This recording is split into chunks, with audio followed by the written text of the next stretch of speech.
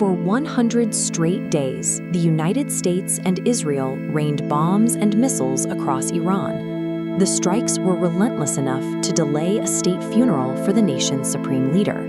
Yet, as the dust settles, the government is still standing. Now they are finally preparing a grand state funeral for Ayatollah Khamenei. The process begins on July 4th.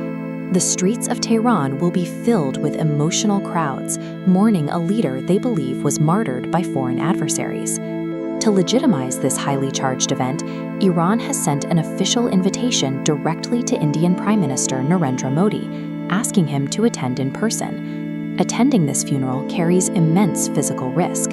Israel refuses to accept the terms of any current peace deals with Iran.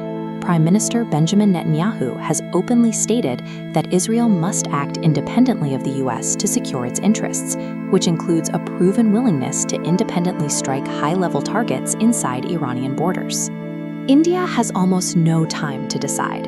The routine diplomatic courtesy is now a trilateral trap.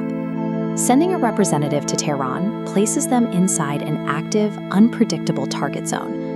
The first option on the table is accepting the invitation and sending Prime Minister Modi. The immediate logic here is economic, securing India's future access to Iranian oil markets once trade normalizes. It also helps India maintain its crucial grip on the Chabahar port project, a massive infrastructure investment that survived the recent onslaught and remains fully intact. The diplomatic cost of this trip would be severe.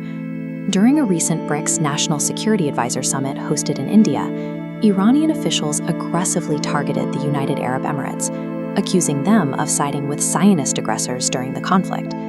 That hostility translates to physical destruction. Iran launched an estimated 3,000 drones and missiles at the UAE, severely damaging the Emirates' reputation as a safe, golden visa investment hub. The UAE is currently looking to rebuild its security apparatus, and they are actively exploring the purchase of India's BrahMos missile systems to bolster their defense against future attacks. If Prime Minister Modi stands in Tehran to honor an Iranian leader right now, it sends a blunt message to Abu Dhabi and Jerusalem. India would be publicly aligning with the exact state that just bombarded one of its top 5 global partners. The second path is to ignore the invitation entirely. India could choose to stay home, protecting its lucrative, growing partnerships with the UAE, Israel, and Western nations. Iran would almost certainly retaliate against India economically. They could permanently block India from any future energy agreements, forcing New Delhi to secure its oil elsewhere. This map shows exactly why a diplomatic freeze hurts India. It would paralyze the Chabahar port project. Chabahar serves as India's only physical trade corridor to Central Asian markets that completely bypasses Pakistan. Choosing the West and the Gulf means abandoning a massive geographic advantage.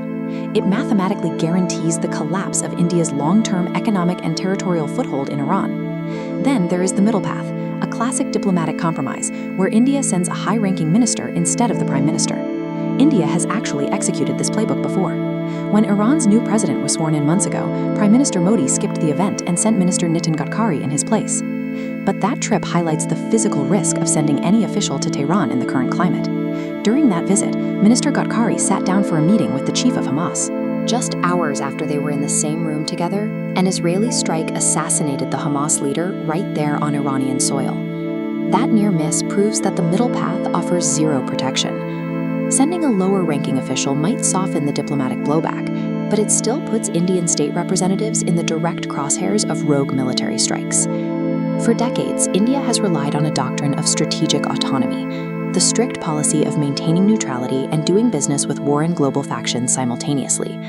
The current environment in the Middle East is ripping that doctrine apart. India is weighing Chabahar against ties with the UAE and Israel, and the scale is violently tipping. You cannot balance trade routes against keeping government officials alive in an active strike zone. With the July 4th funeral deadline rapidly approaching, time is up. India is being forced to make a definitive, highly public choice. The response to this invitation carries concrete consequences. Whichever path India takes, their RSVP will serve as a binding declaration of their position in this fractured Middle East.